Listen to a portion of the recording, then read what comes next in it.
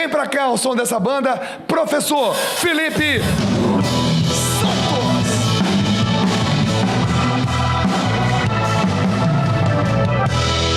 Hoje nós vamos falar aqui, né, sobre a chegada do Messias, mas uma peça muito interessante que é o personagem João Batista. Opa, João Batista. É interessante o seguinte... O primo. O primo, né?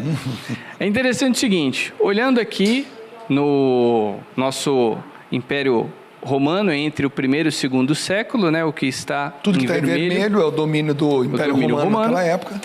Aqui nessa partezinha aqui é onde a história vai se desenrolar. Historicamente, essa região de Canaã, ela sempre foi muito importante.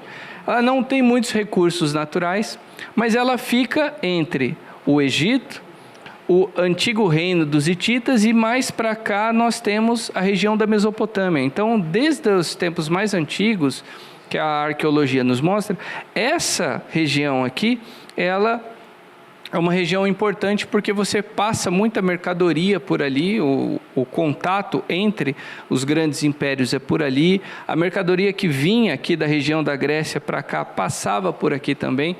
Então, a região que nós hoje chamamos de Terra Santa, ela sempre foi importante. Não pelo que ela oferece, mas pela localização dela. E aí é interessante o seguinte, nós temos... partindo deste local, uma ideia de que só existe um Deus e posteriormente, após esse desenvolvimento dessa ideia de que só existe um Deus, ele constrói, né, ele escolhe, ele vai moldar o seu povo, ele vai construir a sua lei junto com o seu povo, vai separar esse povo dos demais, vai pedir a ele um sacrifício diferente, uma regra de vida diferente, e começa, por meio dos profetas, por meio de todas as dificuldades que esse povo passava, começa-se então essa espera de que um dia este Deus vai vir e vai acabar com os problemas. Começa a existir de fato uma expectativa para isso. Exatamente, uma expectativa para isso. De geração em geração, essa expectativa vai aumentando. Exatamente. Aumentando. E aí você vai contagiar, imagina, os mais velhos que contam as histórias lá dos antepassados, do início, né, do seu povo, e que todos eles, né, estavam esperando esse dia glorioso, e poderia ser hoje, pode ser amanhã, pode ser quando você for o avô, quando você for o ancião da tribo, estiver contando tudo isso, pode ser que você veja isso acontecer, pode ser que não, mas já existia essa mentalidade de que nós temos que estar preparados para encontrar com esse Deus. Ora, esse Deus vai ser chamado de o Senhor dos Exércitos, ora esse Deus vai ser chamado, né, o Deus dos patriarcas. Então teremos diversas dominações sobre esse mesmo Criador. Porém, é interessante que conforme o tempo vai passando, o imaginário sobre este Deus que vai voltar, ele começa a sofrer variações. Por quê? Vamos pensar o seguinte, nós estamos vivendo, o povo de Israel vive uma sequência de dominações dos egípcios, do povo da Babilônia, dos persas, dos gregos, neste momento do Império Romano. Então você começa a imaginar como é que vai ser essa libertação. Como é que vai ser esse momento? Do que seremos libertos? Seremos libertos do povo romano? O que vai acontecer depois que essa liberdade vier? Como é que é a face desse Deus libertador? Como é que ele age? Como ele luta? Como ele combate? O que ele faz com os seus opositores? Então tudo isso, todas essas perguntas começam a existir na cabeça do povo, e a busca pelas respostas, ela é natural, ela é existir também. E então você tem essa esperança e uma fantasia do que é esse Messias. E o interessante, pode passar aqui. Próximo desenho, por favor. É que nós temos um um homem, vamos pensar assim nos dados históricos. O pai dele é sacerdote. Era sacerdote. Nós vemos ali no início do Novo Testamento, quando ele vai receber, né, a mensagem de que ele vai ter um filho e tal. Na época das funções que ele vai desempenhar no templo. No templo. Então, nós estamos falando de alguém que tem o sangue azul. Tem um sangue importante. E ele tem ali dentro de um local sagrado, ele presencia ali uma manifestação divina, fala de algo que vai acontecer, porém, João Batista não vai atuar no templo. É interessante isso. Ele tem sangue real, mas ele vai trabalhar ali ao longo do Rio Jordão. O natural seria o filho suceder a função do pai. Ele era de uma família sacerdotal, mas vai se tornar um pregador do deserto. Exatamente. É impressionante. E é interessante que até quando os fariseus vão questionar a respeito da autoridade de Jesus, Jesus até pergunta para eles, tá bom, eu respondo, quem me deu essa autoridade, qual é a minha formação, qual é a minha escola, de onde eu venho? Mas primeiro vocês vão responder a respeito do ministério de João Batista. Ele é do céu ou é algo puramente terreno? Então, as pessoas do templo, ou as autoridades ali, de certa forma, tinham medo dele, porque ele tem um sangue precioso, ele tem a confiança do povo, ele tem um apoio popular gigantesco, de todas as classes sociais. E ele vai desempenhar essa função de falar o seguinte, ele não vai dizer como é esse Messias, mas ele vai falar, ele está chegando. Queria só colocar um adendo aqui, João Batista, galera, não é o sobrenome dele. Bom ressaltar isso. Mas João, aquele que batiza, o Batista. O Batista, aquele que batiza. Então, ou seja, você tocou num assunto muito bacana aí, Felipe. As pessoas, assim como diziam Jesus de Nazaré, Jesus o filho do carpinteiro, Jesus o filho de Maria, Jesus o Cristo. Jesus o Cristo, o ungido. Então, quer dizer, as pessoas também sabiam da origem de João Batista. Sabiam que o pai dele era sacerdote.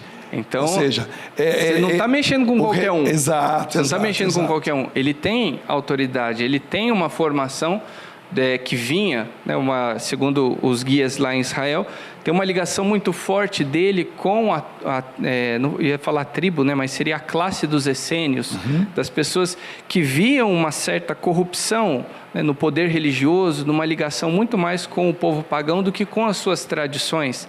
Então é como se os líderes legítimos, né, estivessem se afastado ali daquela região, daquele coração da civilização, estivessem voltados para o deserto, né, por um tempo de têmpera, um momento de têmpera, de onde Deus mais falou com o seu povo foi no tempo do deserto, foi nessas dificuldades. Então é interessante que ele faz essa volta às origens para falar desse Messias, o que nos leva ao terceiro desenho.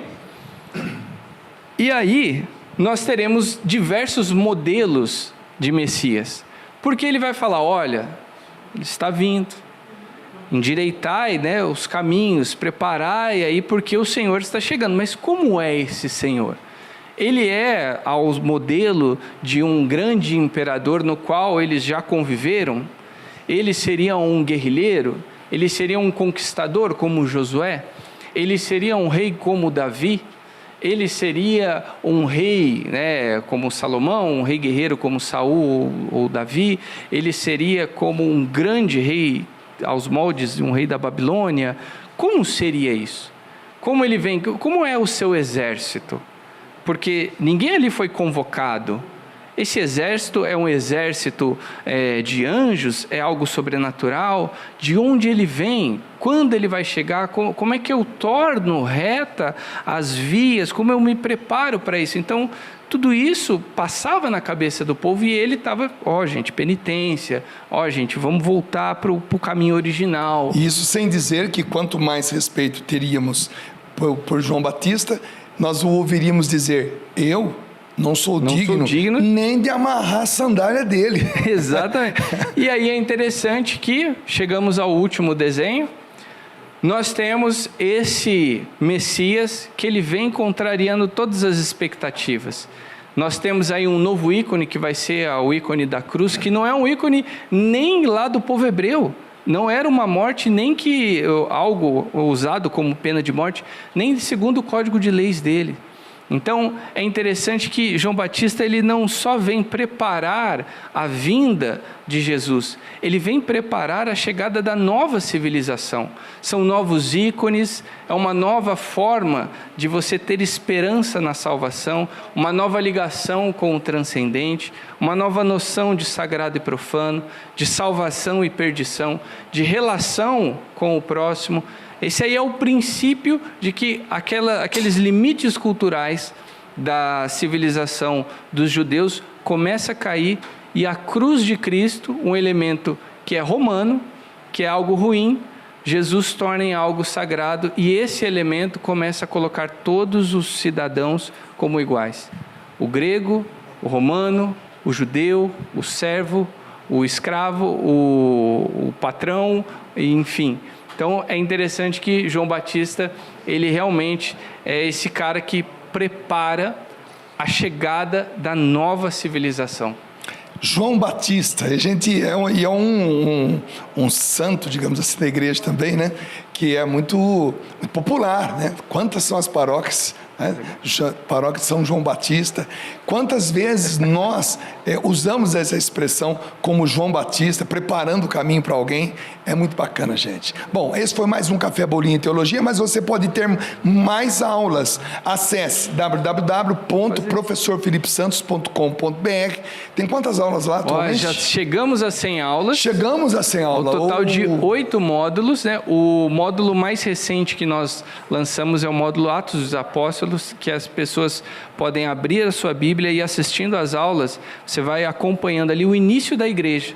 Como é que foram, quem eram os primeiros cristãos convertidos, como atuava a igreja, como era a relação dos apóstolos com os primeiros cristãos. Então é uma forma de você entender melhor essa parte da história e ter um contato mais próximo aí com a Bíblia. E lembrando também que professor Felipe é parceiro da minha Biblioteca Católica, que tem coisa boa vindo por aí.